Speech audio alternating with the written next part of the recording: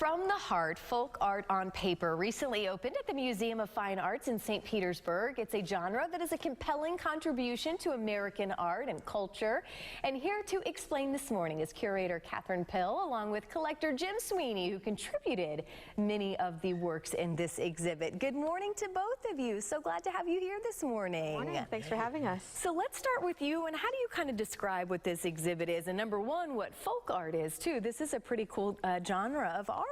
It is, and it's an incredibly diverse genre. Okay. And it's actually this is a complicated discussion to have in Sorry to put you on the spot, yeah. So there is some controversy over the terms folk art, over visionary art, over self-taught or outsider art. Isn't there always controversy over art, though? That fits right along with it. I have to do the caveat. But essentially, these are works of art by people who are outside of the mainstream art world.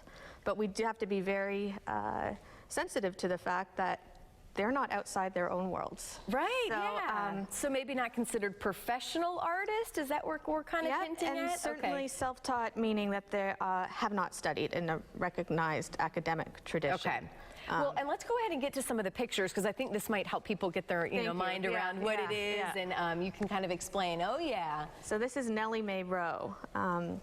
An incredible artist, and like many of the artists that are in the exhibition, is not primarily working on paper. A lot of these artists come from an assemblage or sculptural tradition, but you'll notice the vibrant colors, sort of this fantastical air that comes along with a lot of her work. It's a lot about shapes and maybe kind of abstract shapes too. There's a lot of abstraction that some of these artists are working with. Also incredible detail of line, a lot of really interesting mark making, especially that you could see in the image before. This is Bill Traylor. He was born into slavery and, lived through segregation, lived through Jim Crow era Alabama.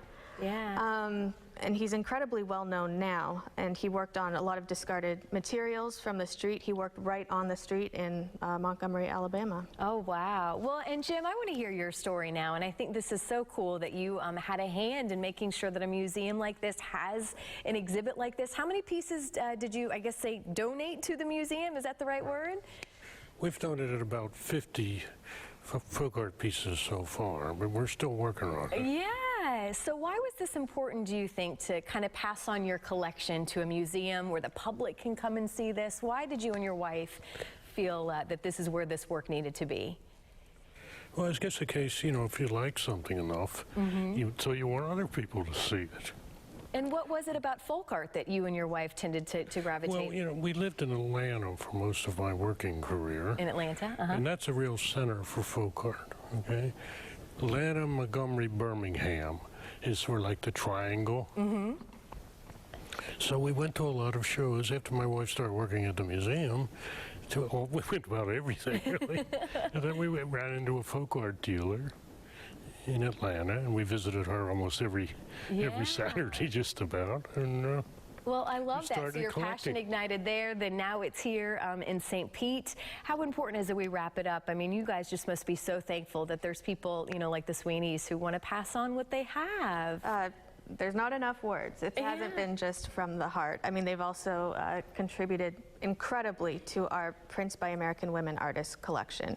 They spearheaded our exhibition, Marks Made. So the world and the museum is a better place, thanks to Jim and Martha Sweeney. It is, and our show is a better show because you were here this morning. Thank you so much. And I guess if people want to come and see the exhibit, how long do they have till? Until November 12th. And also keep in mind that the Folk Art Society will be holding their symposium in St. Pete, November 3rd to 6th. Yeah, so November, go check out the exhibit now, get inspired, and then head out there. So thank you both so much for being here this morning. We appreciate it.